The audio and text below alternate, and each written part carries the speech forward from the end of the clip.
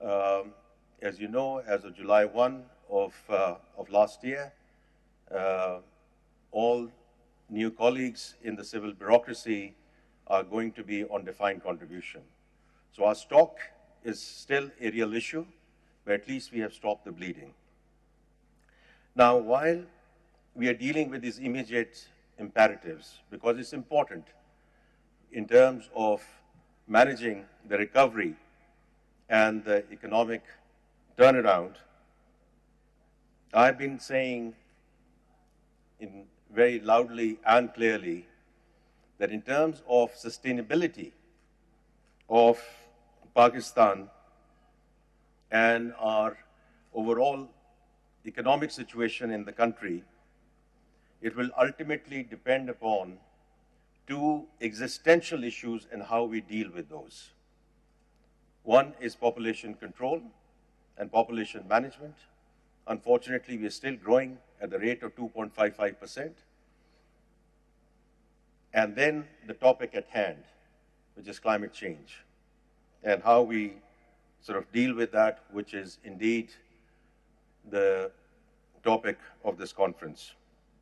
I do want to start by commending the organizers who have brought a galaxy of practitioners from around the globe to talk about this issue, but not only talk about this issue, because I've always maintained, even on the economy side, that we have known the what and why for the longest time.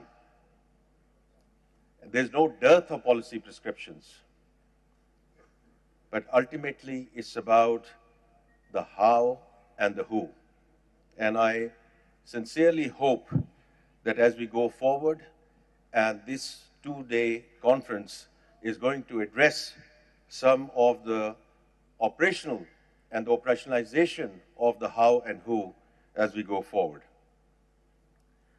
Now, where do we stand today? I was just listening to Justice Mansoor Ali Shah, and I just came in while he was speaking here, and he made some very, very pertinent points. Now, some of the established facts. I'm sure this conference has already attended to that. One of the most vulnerable countries in terms of climate change. Also, while we need to deal with mitigation, the real issue and the bigger issue is adaptation. Now, some of the enabling factors. National Adaptation Plan is in place with the NDCs and everything that a lot of speakers will talk about.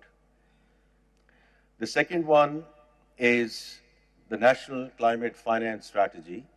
And I was in Baku with the Minister of Climate Change, where we unveiled this climate finance strategy. And that's where this figure of $348 billion of gap till 2030 sort of came up. We are also very grateful to V20 and that forum in terms of working on a comprehensive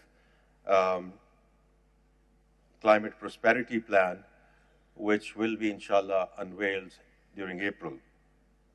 And the last thing I want to mention is the State Bank of Pakistan to issue green taxonomy guidelines. Now, we should have done that some time back, but there I durust aayed. So I think it's okay. Again, it's in the April timeframe, because it's very important. What is green?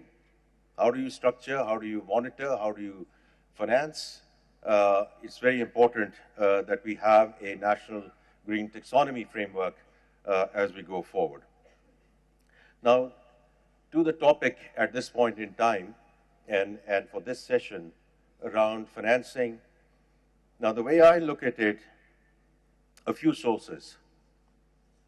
When we talk about the COPs in COP27, Loss and Damage Fund in Sharm el-Sheikh, and it's good to see some level of operationalization coming through in COP29, with about $720 or $730 million in loss and damage fund at least being at least being pledged.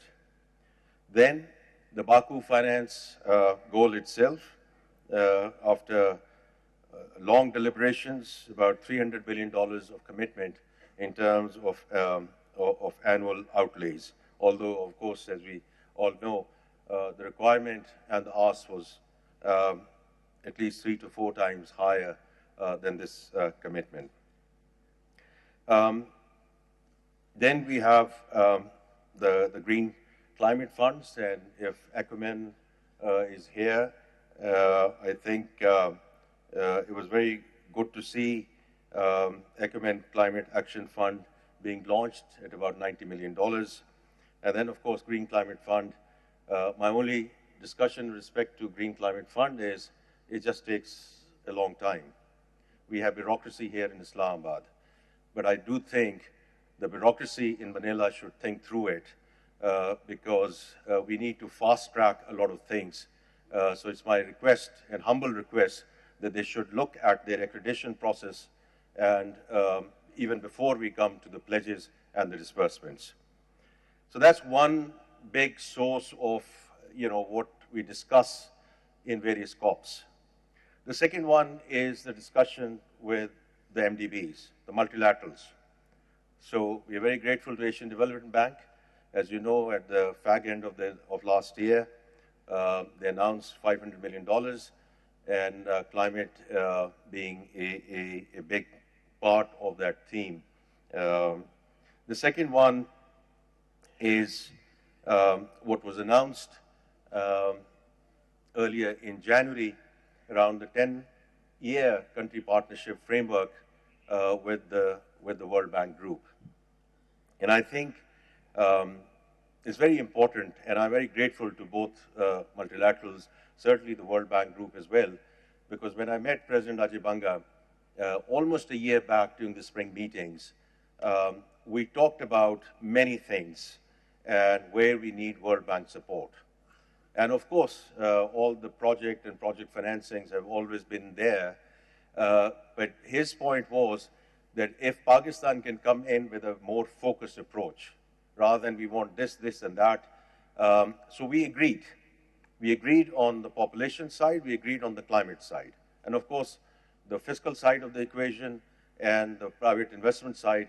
So if you look at the 10-year country partnership framework, on the population side, we have child stunting, and we have learning poverty, especially girls out of school.